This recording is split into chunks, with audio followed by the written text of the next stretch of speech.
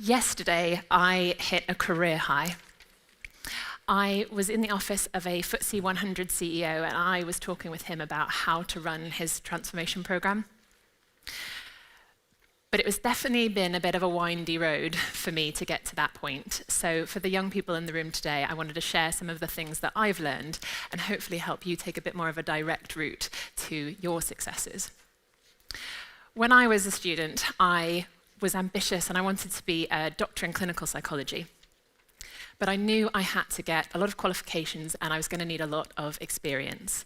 So I got my degree and I took my first job. I was working as a mental health worker on a hospital ward, and the job was to take a clipboard and go around and find each patient on the ward and check them off the list. And then, exciting stuff next, I would come and enter that data into the computer, and once I was done with that, I'd do it again.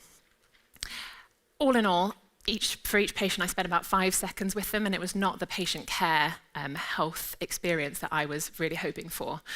And when I looked at the career pathway for me, when I looked at people more senior and more qualified, more experienced, they also didn't actually get to spend that much time with patients either. So on the day that I ticked the 1 millionth checkbox, I decided that this was not the career for me. And it's time to try something new. I wanted to go for something a lot more exciting and fast-paced, something where I wouldn't be held back and I could really grow and thrive. So I went into advertising, watched a lot of Mad Men. And within a few years, I built up a portfolio that I was proud of at my agency. I had some of the top clients like JP Morgan, HSBC, Confused.com. I'd started a digital training program to help move the press and outdoor industry into the digital age. And I had helped plan a UK launch of an international brand, which is something nobody at my level had ever done. And I had more plans. So I went to my manager with a proposal and pitched it to him. And he looked at me and he said, "Georgia, don't be so ambitious." So that was probably the end of career number 2. But I didn't really know where to go from there, and I was a bit stuck. But luckily, my luck changed. One night, 3 o'clock in the morning, I was fast asleep, and my husband came in through the door after a night out partying and flicked a business card at my head. So I met this great guy, he runs this great company, this is the career for you. I promised I wouldn't swear, so let's just say I ignored him and went back to sleep. But the next morning, he was absolutely insistent, you have to get in touch, you have to get in touch. So I picked up this business card, and it said, Newton.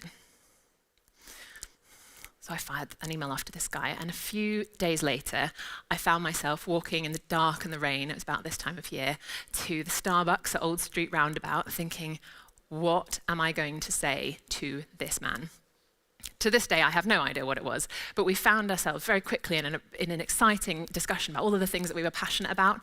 I was telling him about my frustrations with practitioners and the little time that they got to spend with patients in healthcare, and about the fact that I couldn't understand why organizations would stop their young people from taking on new challenges and trying to achieve more.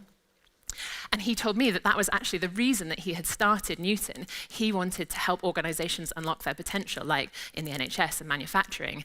And he believed that graduates, if given the right tools and support, could achieve incredible things. At some point, I realized he was actually sort of pitching me the job and the company, and I panicked. And I have to warn you, I can't work for you. I don't have the qualifications, and I don't have the experience. And he said, "Oh, don't worry about any of that. All we care about is your potential." So I applied. The interview process was terrifying. It was the hardest thing I'd ever done. But throughout it, I realized that what they were looking for was not my experience or my qualifications, but whether I could learn and I could apply that learning to solve problems. And that ability to grow was the main thing they were after. And I could see that a job in this company would provide me with lots of support and tools, but would ultimately give me big challenges that I had to deliver. It all sounded incredibly exciting, but it was also a bit of a dream. It didn't feel real. So when I got the job offer, it was the first time I actually felt like I had to make a real decision rather than kind of being pulled along with the current. I had to decide whether I was going to leave my comfort zone where I felt safe and where I could blame other people for holding me back, and go somewhere where I could fail, I was going to be exposed, and ultimately the only thing holding me back would be myself. Spoiler, I took the job. And my first project, I got to go and work in the NHS on mental health wards, and I helped practitioners to double the amount of time that they spent with patients. And 6 years later, I'm helping advise big businesses on how to run big, complex transformation programs. So my advice for the young people in the room is be brave and aim high, and look for the opportunities that will allow you to unlock your maximum potential.